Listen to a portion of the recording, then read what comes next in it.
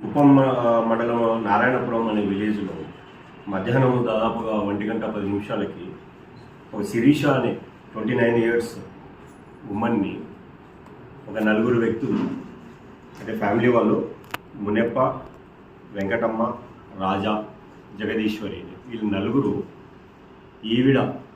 ఈ శిరీష అనే ఆవిడ వాళ్ళకి ఒక 80,000 రూపీస్ అప్పు ఉందని చెప్పేసి ఆ అప్పు కట్టమని చెప్పి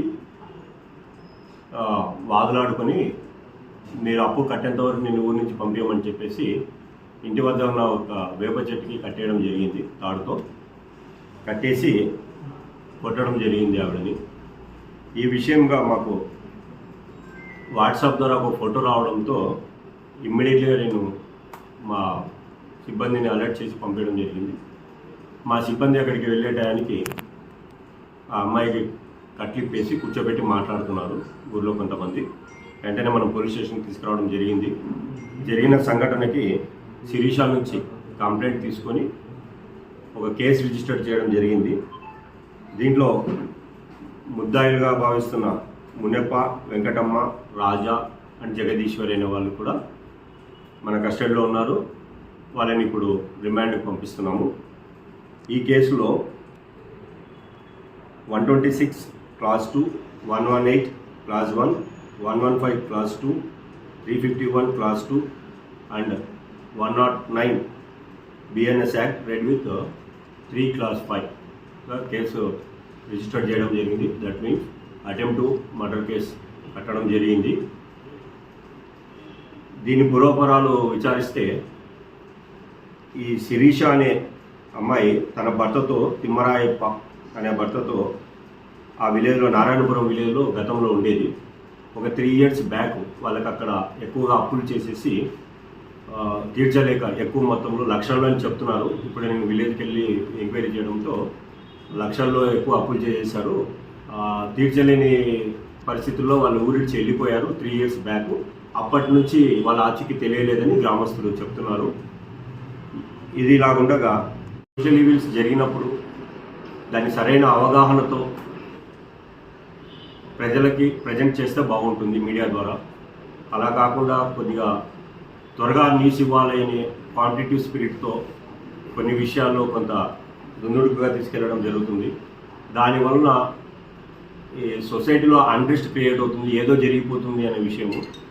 దీంట్లో ఒక మీడియాలో వచ్చిన ప్రకారంగా నేను మీడియాని అటెంప్ట్ చేశాను. దాన్ని చూస్తే పూర్తిగా దీన్ని పొలిటిసైజ్ చేసేస్తున్నారు. It's not politicise. ఇది కేవలం అప్పు తీసుకొని కట్టకుండా ఊరిడిచి వెళ్ళిపోయి వాళ్ళు నిన్న కనబడటంతో అక్కడ జరిగిన సంఘటన ఇది.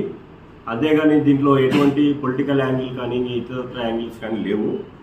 అలాగే రీసెంట్గా మనము రాళ్ళబదుగురు పోలీస్ స్టేషన్ లిమిట్స్లో ఒక విలేజ్లో వెంకటేశ్వరపురం అని రాళ్ళబదుగురు విలేజ్లో సల్లాపూరి అనే ఒక ముద్దాయి ఒక 3 ఆడవాళ్ళని విచక్షణారహితంగా కొట్టారు. అది కూడా వీడియో వైరల్ అయింది. దాన్ని కూడా మీడియా వాళ్ళు బాగా వైరల్ చేశారు. దానికి కూడా పొలిటిసైజ్ చేశారు. యాక్చువల్లీ అది మనీకి సంబంధించిన ఫైనాన్షియల్ మ్యాటర్స్. అది ఒక డబ్బుల విషయంలో, పంచుకునే విషయంలో జరిగిన ఘర్షణ మాత్రమే అది.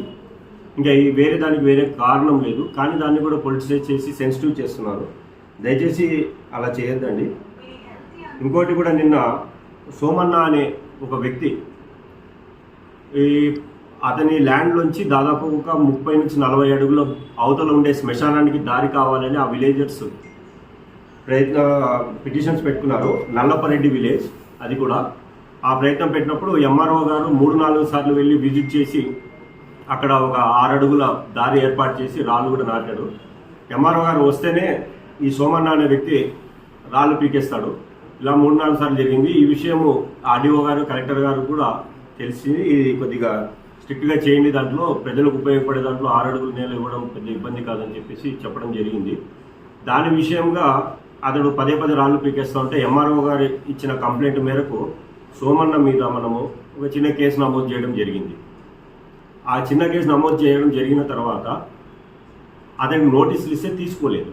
ఇంటికి కూడా అతికించడం జరిగింది. మన పోలీసు వాళ్ళు వెళ్ళి ప్రొసీజరల్గా సుప్రీంకోర్టు గైడ్లైన్స్ ప్రకారంగా ఆ చిన్నటి కేసులో అరెస్టులు ఏమి ఉండవు, కానీ బట్ 41A నోటీస్ సర్వ్ చేయాల్సిన అవసరం ఉంది కాబట్టి 2-3 సార్లు నోటీసులు ఇచ్చినప్పుడు సర్వ్ చేయక అతడు తీసుకోలేదు.